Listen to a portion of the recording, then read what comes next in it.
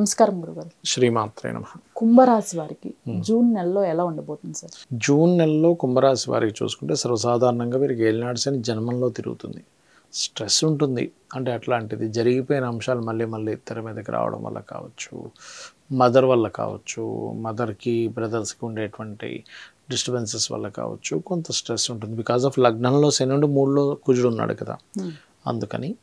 But వీళ్ళకి ఏంటంటే గతంలో ఏవైతే కొన్ని అనుకున్నారో కెరీర్ విషయంలో కావచ్చు, ప్లానింగ్ విషయంలో, అవి మాత్రం కొంచెం ముందుకు కదులుతాయి. వీరికి ఆర్థికంగా ఎలా ఉండబోతుంది సార్? ఆర్థికంగా సాఫ్ట్వేర్ రంగాల్లో ఉన్నటువంటి వారికి, డయాగ్నోస్టిక్ సెంటర్స్ దానికి సంబంధించిన సెక్టార్స్లో ఉండేటువంటి వారికి ఆర్థికంగా, లేదా రైతులకి రియల్ ఎస్టేట్ రంగాల్లో ఉండేటువంటి వారికి వాటి మూలంగా కొంత ఆర్థికంగా బాగుంటుంది. అప్పులు కూడా లభిస్తాయి వీళ్ళకి ఆర్థికంగా చూసుకుంటే కనుక. వీరికి అసెట్స్ విషయంలో, అలానే ఎడ్యుకేషన్ విషయంలో ఎలా ఉండబోతుంది సార్? అసెట్స్ కారకుడు శుక్రుడు కంబస్ట్ అయ్యాడు. ఈ మంత్ అసెట్స్ తీసుకోకపోవడమే మంచిది అని చెప్పి చూపిస్తుంది. ఎడ్యుకేషన్ పరంగా కూడా కొంచెం సరిగ్గా కాన్సన్ట్రేషన్ చేయలేకపోతుంటాడు. బికాజ్ ఆఫ్ రెండవ అధిపతి 4లో ఉన్నాడు, అండ్ పాపి ఈ లగ్నానికి పర్టికులర్గా, అండ్ 4వ అధిపతి కంబస్ట్ అయ్యాడు. కాబట్టి కాన్సన్ట్రేషన్ చేయలేకపోతుంటారు వీళ్ళు. ఆరోగ్యపరంగా ఎలా ఉండబోతుంది సార్? ఆరోగ్యపరంగా చూసుకుంటే అమ్మ వీరికి పెద్ద అనారోగ్య సమస్యలు అయితే ఏమి రావు. కొంచెం ఏంటంటే బాడీ పెయిన్స్, లగ్నంలో శని ఉన్నాడు కదా, బద్దకించడము, కొంచెం బ్రీత్ కొంచెం అప్పుడప్పుడు అనీజీగా అవడం, కానీ పెద్ద హెల్త్ ఇష్యూస్ వస్తాయని మాత్రం చెప్పక్కర్లేదు. వీరికి మ్యారేజ్ పరంగా, సంతాన పరంగా ఎలా ఉండబోతుంది? ఒకటి, మ్యారేజ్ విషయంలో వీరికి ఈ మధ్యకాలంలో అంటే ఇప్పుడు ప్రజెంట్ అయితే మౌఢ్యమే కాబట్టి ఎవరు మ్యారేజ్లు చేసుకోరు. బట్ కుదిరేది కూడా ఏదైనా మ్యారేజ్ ఏదైనా మాట్లాడుకోవడం మంగళవారం జరుగుతుంది వీరికి. ఒకటి. రెండవది ఏంటంటే అది కూడా 15వ తేదీ తర్వాత ఎక్కువ చూపిస్తుంది. 15 ముందు కూడా మంగళవారం ఎక్కువ చూపిస్తుంది. అండ్ అలాగే పోలీస్ డిపార్ట్మెంట్ రంగాల్లో ఉండేటువంటి వారు, సెక్యూరిటీ సర్వీసెస్లో ఉండేవారు, బాగా ఫిట్నెస్ని మెయింటైన్ చేసే వాళ్ళ యొక్క సంబంధం వస్తుంది వీరికి. అది స్త్రీ అయినా పురుషుడైనా కానీ కొంచెం ఆ వ్యక్తి చూడడానికి కూడా గవర్నమెంట్ ఆఫీసర్, పోలీస్ లాగా ఉంటాడు కూడా వీళ్ళకి ఇప్పుడు వచ్చే సంబంధాలన్నీ కూడా. అండ్ స్ట్రైట్ ఫార్వర్డ్ నేచర్ ఉన్న వ్యక్తులు వస్తారు ఇప్పుడు. అదేవిధంగా వివాహం అనగానే ఏదో ఒక ఘర్షణ కూడా జరుగుతుంది ఈ టైంలో వీరికి. వీరికి జాబ్ అలానే బిజినెస్ ఎలా ఉండబోతుంది సార్? జాబ్స్ విషయంలో చాలా పాజిటివ్గా ఉంది వీరికి. యాక్చువల్గా అంటే మనం నెల ఫలితాలు చెప్పుకుంటున్నాం, కానీ 1-2 months దాటితే ఇంకా బాగుంటుంది వీరికి. బిజినెస్ పరంగా కొంచెం అంటే ఉన్న ప్రదేశం కాకుండా వేరే ప్రదేశాలకు వెళ్ళి బిజినెస్లు చేస్తే కొంత సక్సెస్ చూపిస్తుంది. ఈ రాశి వారు తీసుకోవాల్సిన జాగ్రత్తలు ఏంటి సార్? తీసుకోవాల్సిన జాగ్రత్తలు ఏంటంటే అమ్మ, పర్టికులర్గా యాన్స్టస్ ప్రాపర్టీస్ విషయంలో కొన్ని అవకతవకలు జరుగుతాయి, అది ఒకటి చూసుకోవాలి. ఏలినాడు శని ఉంది కాబట్టి కొంచెం బద్దకిస్తారు. ఆ విషయాల్లో కొంత జాగ్రత్త తీసుకోవాలి. ఈ రాశి వారు చేసుకోవాల్సిన పరిహారాలు ఏంటి సార్? పర్టికులర్గా వీరు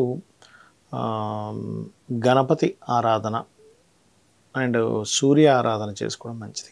సార్, ఏ రాశి లేని వారు ఎటువంటి పరిహారాలు తీసుకోవాలంటే? అంటే వాళ్ళకి డేట్ ఆఫ్ బర్త్ టైము ఏం తెలియని వాళ్ళు ఒకటేనమ్మా. మెయిన్గా అందరికీ ఎక్కువ ఇబ్బంది ఇచ్చేది కెరియర్ ఒకటి, ఫైనాన్స్ ఒకటి మెయిన్గా ఎక్కువ ఇబ్బంది ఇస్తుంది, లేదా హెల్త్. నేను ఈ మూడింటి గురించి ప్రత్యేకంగా చెప్తాను. ఎవరైనా సరే జాబ్ రావట్లేదు, బెల్లం ఉంటుంది కదా, ఒక పిడికెడు బెల్లం తీసుకుని దగ్గరలో గోశాల ఉన్నట్లేదు, గోశాలకు వెళ్ళి గోవుకి తినిపించి వాళ్ళని చేత్తో తినిపించాలి. దేశీ వాళ్ళు గోవుకు తినిపించి అక్కడే గోశాలలో కానీ లేకపోతే ఇంటికి వచ్చి కానీ ఓం మాణిక్య మకుటాకార జానుద్వయ విరాజితాయ నమః చేసుకోమనండి. లేదు మాది బిజినెస్ అండి, జాబ్ కాదు అని అనుకునేటువంటి వారు గోంగూర తినిపించాలి. గోవుకి గోంగూర తినిపించి ఓం ఇంద్రగోప పరిక్షిప్త స్మరతూనాభజంగికాయ నమః చేసుకుంటే సరిపోతుంది. ఓకే. అయితే మరి కొంతమందికి హెల్త్ ఇబ్బంది ఉంటుంది. అలాంటి వారు కూడా బెల్లం తినిపిస్తే కూడా హెల్త్ ఇష్యూస్ కూడా తగ్గుతాయి గోవుకి. దీంతోపాటు ఆయిల్ ఉంటుంది, ఆయిల్ నూనె, నువ్వుల నూనె తీసుకొని దగ్గరలో శివాలయంలో దీపారాధన కోసం ఇవ్వడం కానీ, లేదా అదే నూనె మీరు రెగ్యులర్గా వెళ్ళి అక్కడ శివాలయంలో దీపారాధన కనుక చేస్తున్నట్లయితే కూడా హెల్త్ ఇష్యూస్ తగ్గుతాయి. అదేవిధంగా మరీ ఎక్కువగా హెల్త్ ఇష్యూస్ ఉన్నాయి, వైద్యనాథ్ అంటారు దాన్ని, శివుడిది, అక్కడికి వెళ్తే కూడా హెల్త్ ఇష్యూస్ తగ్గుతాయి. వైద్యనాథ్ అంటే. సో అలాగే దానికి పర్టికులర్గా నామం కనుక చూసుకున్నట్లయితే ఓం సర్వవ్యాధి ప్రశమని సర్వమృత్యు నివారిణి అగ్రగణ్య అచింత్య రూప కలికలమశ నాశిని. సో ఫస్ట్ కెరియరు, రెండవదేమో ఈ హెల్త్ రిలేటెడ్. మెయిన్గా ఇంకా కావాల్సింది ఏంటంటే ఫైనాన్స్, అప్పులు ఉండకుండా ఉండాలి. ఓకే. ఎందుకంటే జాతకం లేదు అనుకుంటే ఇవి చేసుకుంటే చాలు. ఫైనాన్స్కి అయితే ఓం సంపత్కరీ సమారూఢ సింధుర వ్రజ సేవితాయ నమః అని చెప్పి చేస్తూ, శుక్రవారం పూట చపాతీలు ఉంటాయి కదా మనకి, నూనెలో కాల్చినటువంటి చపాతీలని, నూనె వేయకుండా కాల్చిన చపాతీలు తీసుకొని తేనె పూసి శుక్రవారం పూట తినిపించాలి. తినిపిస్తే కనుక ఖచ్చితంగా వీళ్ళకి ఈ ఫైనాన్షియల్ గ్రోత్ పెరుగుతుంది. ఇంట్లో ఉత్తర భాగం వేరే కలర్స్ కాకుండా వైట్ ఉండేలా చూసుకొని ఉత్తరంలో చిన్న బాక్స్ పెట్టి అందులో మనీ పెడుతుండాలి. ఇక అదేవిధంగా ఎక్కువగా అప్పులు ఉన్నాయి, ఓం అపర్ణాయ నమః, ఇవి చేసుకుంటే చాలమ్మా. ఇంకా వాళ్ళకి సంతానం అవన్నీ ఇంకా వాళ్ళ జన్మజాతకం బట్టి ఉంటుంది. లేదు సంతానం లేదంటారు కొంతమంది, జాతకం ఉండదు. దత్తాత్రేయుడిది దిగంబర శ్రీపాద వల్లభ దిగంబర, లేదు విదేశాలకు వెళ్ళాలి, డైలీ 2 times హనుమాన్ చాలీసా, ఇట్లా. అంటే జాతకం లేకపోతే అందరికీ జనరల్గా ఇది పనిచేస్తుంది.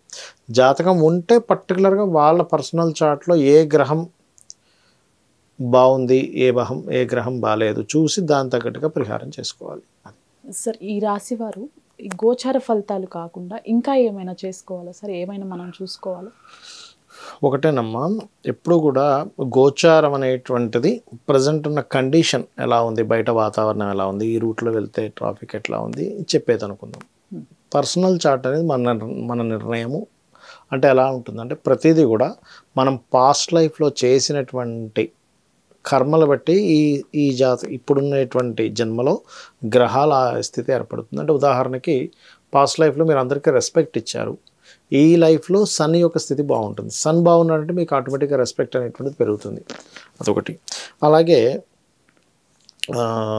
మూన్ స్థితి బాగుంది అంటే మానసిక స్థితి బాగుంటుంది. అదేవిధంగా లగ్నం నుంచి 12 భావాలు కూడా, మీకు ధనం రావట్లేదు, మీ సెకండ్ లార్డ్ ఎవరు, ఏ గ్రహాలతో కాంబినేషన్లో ఉన్నాడు, ఎందుకు రావట్లేదు అని మీ పర్సనల్ చార్ట్లో ఉంటుంది. అలాగే కొంతమందికి అన్నదమ్ములతో సహకారం ఉండదు, థర్డ్ లార్డ్. ఎప్పుడు మనం గృహం కొనుక్కుంటే మంచిది. ప్రతి ఒక్కరు ఏమనుకుంటారంటే ఓన్లీ ఈస్ట్ అండ్ నార్త్ మాత్రమే బాగుంటుంది అనుకుంటారు. అలా కాకుండా మీ పేరు రీత్యా మీరు ఏ టైంలో, ఏ మంత్లో, ఏ ఇయర్లో ఎటువంటి డైరెక్షన్ తీసుకుంటే బాగుంటుందని మీ పర్సనల్ చార్ట్ చెప్తుంది.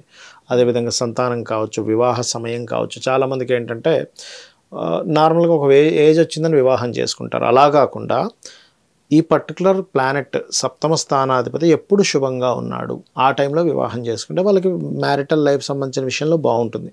అదేవిధంగా వీళ్ళ జన్మజాతకంలో ఏదైనా 2 మ్యారేజ్ యోగం ఉందా, అలాంటప్పుడు పర్టికులర్గా ఏంటంటే వీళ్ళు అర్క వివాహం కానీ కుంభ వివాహం కానీ ముందుగా జరుపుకొని దాని తర్వాత వివాహం చేసుకుంటే చాలా బాగుంటుంది. ఆ రకంగా దాన్ని చూసుకుంటూ ముందుకు వెళ్ళేది మన జన్మజాతక ఫలితం. అది విదేశాలు కావచ్చు, ఇన్వెస్ట్మెంట్స్ కావచ్చు, లేకపోతే ఏదైనా ఆకస్మికంగా టర్నింగ్ పాయింట్ కావచ్చు. ఒక్కోసారి మన కెరియర్లో సడన్ బ్రేక్ వస్తుంది, అది ఆగడం కావచ్చు, హైకి వెళ్ళడం కావచ్చు. ఎప్పుడుంది ఇవన్నీ మన జన్మజాతకంలో ఉంటాయి. కాకపోతే ఈ గోచార ఫలితాలు ఎందుకు చెప్పుకుంటామంటే ఇప్పుడు మీరు ఒక దగ్గరికి వెళ్ళాలి, వెళ్ళేటప్పుడు మీరు వెళ్ళే సమయం బట్టి మీ డిస్టెన్స్ని బట్టి సమయం చేరుకోగలుగుతారు. అదే మీరు 9 o'clock అప్పుడు వెళ్తే అర్ధగంటలో వెళ్ళాల్సింది గంటన్నర పట్టవచ్చు. అదే ఎర్లీ మార్నింగ్ 6 o'clock వెళ్తే ట్రాఫిక్ ఉండదు కాబట్టి హాఫ్ అన్ అవర్లో వెళ్ళిపోతారు. అది సమయం ఎలా అయితే డిసైడ్ చేస్తుందో మన జర్నీని, ఈ గోచారం కూడా మనం చేసే ప్రయత్నానికి సపోర్ట్ చేస్తుందా లేదా అనేటువంటిది తెలుస్తుంది. అట్లా అనమాట. ధన్యవాదాలు. శ్రీమాత్రే నమః.